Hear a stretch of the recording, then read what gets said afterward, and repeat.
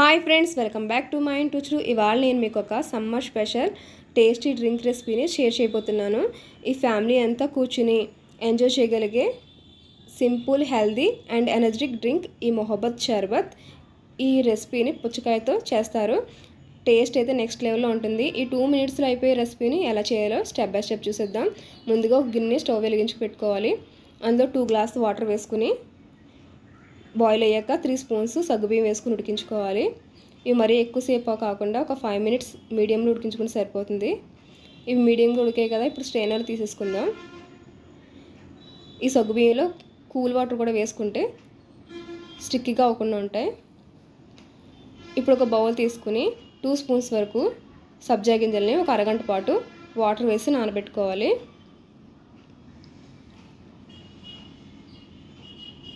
ఇప్పుడు ఒక water మిలన్ని cut చేసుకోవాలి. మనం 2 కప్పుల పాలని కాచుకుని చల్లారబెట్టి ఒక గంట పాటు ఫ్రిడ్జ్లో పెట్టుకుంటే కూల్ పాలు అనేవి రెడీ అవుతాయి. ఈ వాటర్ మిలన్ని పీసెస్గా కట్ చేసుకోవాలి. ఈ సమ్మర్ సీజన్లో ప్రతి ఒక్కరి ఇంట్లోని ఈ వాటర్ మిలన్ ఉంటుంది. అస్తమానం కట్ చేసుకుని తినడం కాకుండా ఇలా డ్రింక్లు, షర్బత్తులు చేసుకుంటే బాడీ డీహైడ్రేషన్ అవ్వకుండా ఉంటుంది. అలాగే ఫ్రూట్స్ అంటే ఇష్టం లేని పిల్లలు కూడా ఎంజాయ్ చేస్తూ డ్రింక్ని తీసుకుంటారు. ఇలా చిన్న చిన్న పీసెస్ కట్ చేసేసుకుని ఒక ప్లేట్లో తీసుకోవాలి. ఈ ప్లేట్లో వేసుకున్నాక ఇందులో ఉన్న సీడ్స్ అన్ని తీసేసుకోవాలి.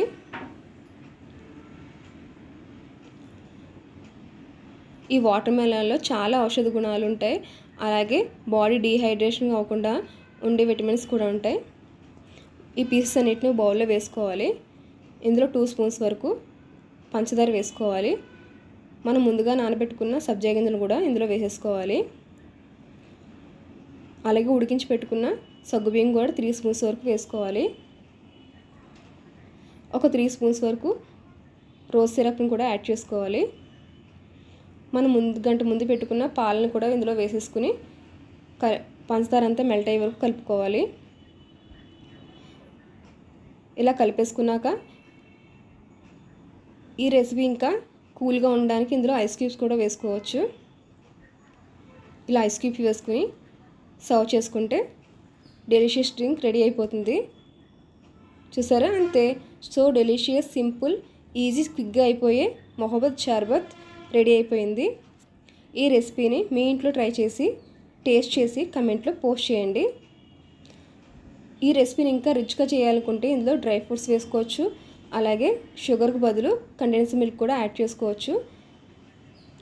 పిల్లలకి ఇలా సర్వ్ చేసి ఇవ్వండి, చాలా ఎమ్మీగా తాగుతారు.